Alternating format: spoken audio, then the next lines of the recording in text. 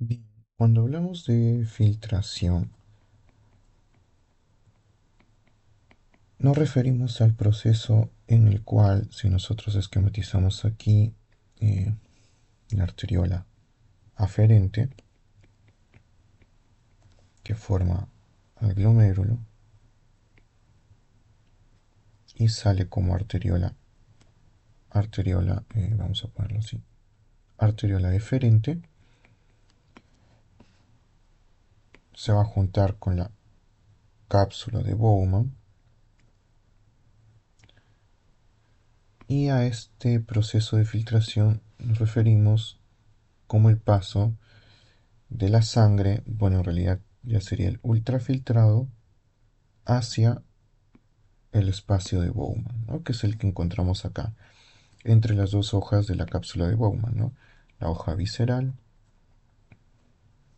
y la hoja parietal. ¿Sí? Recordemos que la hoja visceral contiene los podocitos. Y este sería el glomérulo, y si queremos ser más específicos, son los capilares glomerulares. Entonces, para que ocurra la filtración, vamos a depender de una estructura que se llama la barrera de filtración glomerular. ¿Sí? Que en las fórmulas para hacer cálculos en relación con esto se le representa como K sub F. ¿Y en qué consiste la barrera de filtración glomerular? Tiene tres elementos. Si vemos con detalle, ese capilar glomerular está formado por células endoteliales. Entonces esas células endoteliales van a formar parte de esta capa. Siguiente, debajo del endotelio va a haber una membrana basal, ¿sí? Membrana basal, que también podemos llamar la membrana basal glomerular, ¿sí? Muy bien. Y debajo de esa membrana basal glomerular están estas células que forman parte de la hoja visceral de la cápsula de Bowman, que van a formar el epitelio. Ahora, ese epitelio, dijimos, está formado por los podocitos. Y esa es la barrera de filtración glomerular. Muy bien. Entonces, ¿cómo se regula esto? Eh, Cuando nosotros queremos entender cómo es que se filtra sangre a través de un capilar, tenemos que recordar el equilibrio de Starling. ¿Sí? Equilibrio de Starling.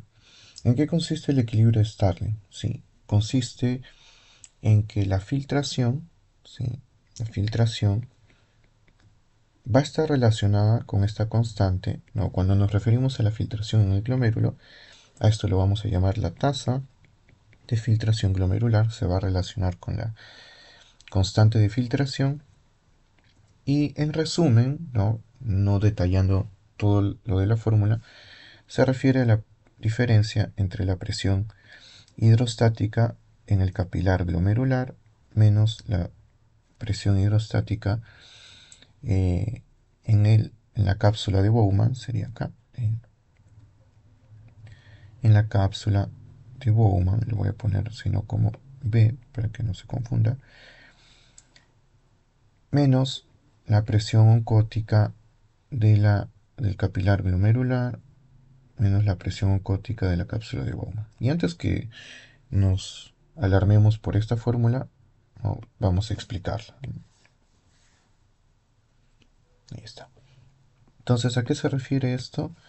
Si nosotros imaginamos este vaso sanguíneo como parte del capilar glomerular y esto de acá, sí, como la cápsula de Bowman, ya, sí, aquí estaría, ¿no? Todo este espacio.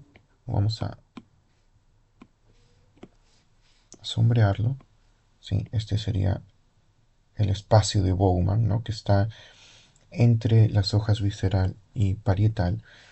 Entonces, la presión hidrostática es como si hubiera una persona acá que ejerce presión y lanza el agua, ¿no? En términos muy sencillos. Entonces, la presión hidrostática del capilar glomerular, ¿qué va a hacer? Va a llevar el líquido del capilar al espacio de Bowman. O sea, va a aumentar la tasa de filtración glomerular. El aumento de la presión hidrostática del capilar glomerular aumenta la tasa de filtración glomerular. Muy bien. Tasa de filtración glomerular. Eh, por el contrario, la presión en la cápsula de Bowman va a llevar la sangre en el lado opuesto, o sea, va a empujar la sangre, ¿no? La presión hidrostática en la cápsula de Bowman va a disminuir la tasa de filtración glomerular. ¿Qué es la presión oncótica? La presión oncótica es la presión que ejercen las proteínas, ¿sí? Eh, podríamos decirlo en términos sencillos, para jalar agua. Entonces, la presión oncótica, el capilar glomerular, ¿qué hace? Le roba el agua al espacio Bowman. Entonces, si prestamos atención, al aumentar la presión en el capilar glomerular, presión oncótica, le está robando agua a la cápsula de Bowman. Entonces, ¿qué va a pasar con la filtración? Disminuye, porque el sentido de la filtración es así, está yendo del lado opuesto. Entonces va a disminuir la tasa de filtración glomerular. Y la presión oncótica de la cápsula de Bowman va a jalar el agua del capilar. Entonces eso va a hacer que el aumento de la presión oncótica en la cápsula de Bowman aumente la tasa de filtración glomerular. De todas estas fuerzas, la más importante es la presión hidrostática del capilar glomerular. Precisamente esa es la que regulan las arteriolas aferente y eferente. Entonces, revisando eso, ya nos damos cuenta de dónde sale la fórmula. No, la fórmula se origina de ahí. Muy bien. Entonces, ¿cómo regulan las arteriolas aferente y eferente a la filtración? Si nosotros esquematizamos esto, esta sería la arteriola aferente, y de forma muy simple, así no es el glomérulo, simplemente lo estoy esquematizando así.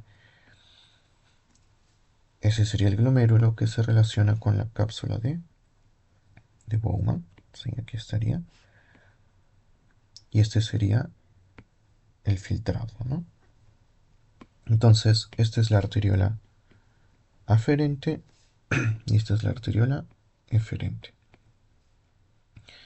Cuando la arteriola aferente, sí, cuando la arteriola aferente se hace vasoconstricción, lo que va a pasar es que como esto va a disminuir, la luz del vaso disminuye, va a llegar menos sangre, ¿sí? Va a llegar menos sangre acá, al glomérulo, al capilar glomerular, y eso va a hacer que disminuya la presión en el capilar glomerular. Si disminuye la presión en el capilar glomerular, va a disminuir la tasa de filtración glomerular. Y como llega menos sangre, también llega menos sangre de la arteriola eferente. ¿Cómo se llama esta sangre que circula por acá? Este es el flujo plasmático renal. Y como ha llegado menos sangre, disminuye el flujo plasmático renal. Muy bien, entonces, en resumen, volviendo a lo que dijimos en un inicio,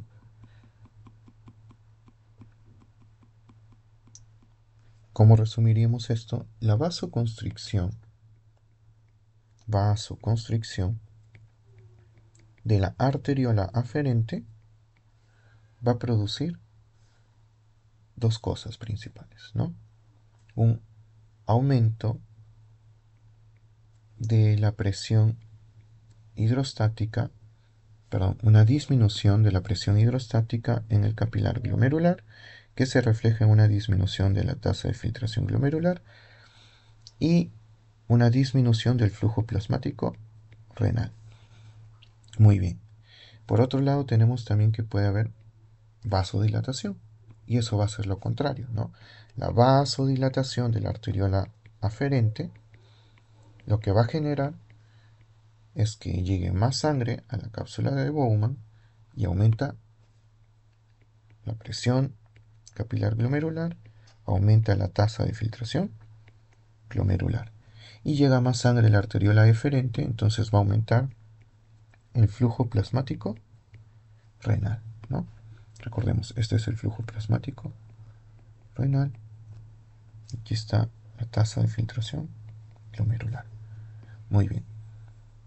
Ahora, ¿qué va a pasar con la arteriola eferente? Si hay vasoconstricción de la arteriola eferente, pensemos, si hay vasoconstricción, entonces es como si cerráramos esta arteriola.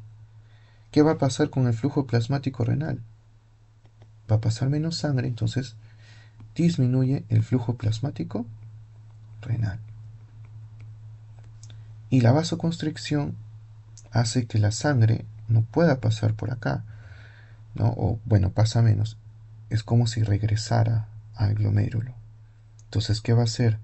Va a aumentar la presión hidrostática del capilar glomerular, porque estamos diciendo esa sangre como no viene acá,